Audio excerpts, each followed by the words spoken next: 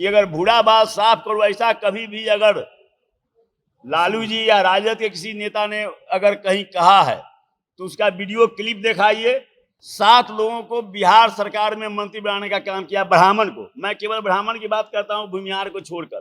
भूमिहार को मैं जोड़ूंगा तो और ज्यादा और लंबी सूची हो जाएगी। लालू प्रसाद यादव ने भूरा बाल साफ करो का नारा कब दिया था और कब कहा था? अगर इसका कोई प्रमाण है तो भारतीय जनता पार्टी के नेता दिखाएं। यह बात राष्ट्रीय जनता दल के नेता पूछ रहे हैं। राष्ट्रीय जनता दल के नेता जानना चाहते हैं कि आखिरकार राष्ट्रीय जनता दल के किसी भी नेता ने, लालू प्रसाद यादव ने भूमिहार राजपूत ब्राह्मणों को लेकर कब क्या कहा है? अगर कुछ गलत कहा है तो उसका क्या प्रमाण है? उस प्रमाण को सबके सामने दिखाया जाए। राष्ट्रीय जनता दल ने सुशील मोदी के उस बयान पर आपत्ति जताई है जिसमें लालू प्रसाद यादव को भूमिहारों के बिहार के पलायन का दोषी बताया गया, या फिर कहा गया एक प्रकार से कि जो भूरा बाल साफ करो का नारा था वो लालू प्रसाद यादव दे रहे थे। राष्ट्रीय जनता दल ने आज प्रेस कॉन्फ्रेंस में क्या कुछ कहा, आप उसे खुद सुनिए।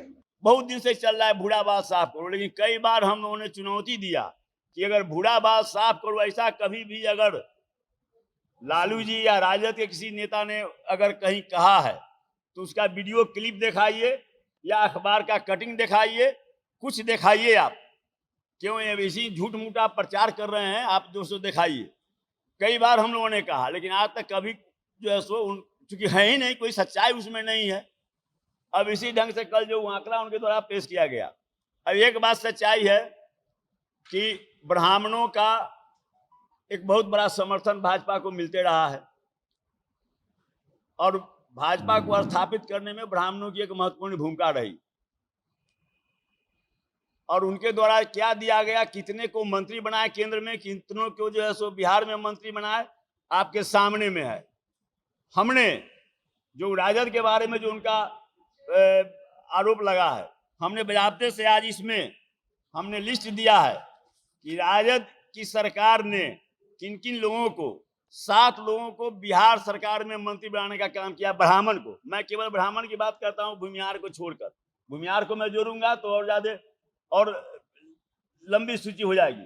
केवल ब्राह्मण का मैं नाम दे रहा हूं, उसमें रघुनाथ झा, शिवानंद तिवारी, शिवनंदन झा, रामविलास मिश्र, गिरवर पांडे, कृष्ण कुमार मिश्र, रूपनारायण झा, इतने 7 लोगों को मंत्री बनाया। राजद सरकार में ये लोग मंत्री बने।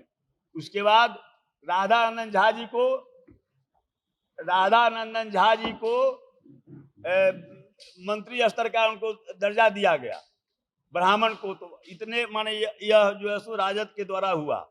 मेरा सवाल यह है कि भाजपा बताए कि कितने लोगों को 17 साल के शासन में कई ब्राह्मणों को उन्होंने मंत्रिमंडल में शामिल किया, मंत्री बनाने का काम किया।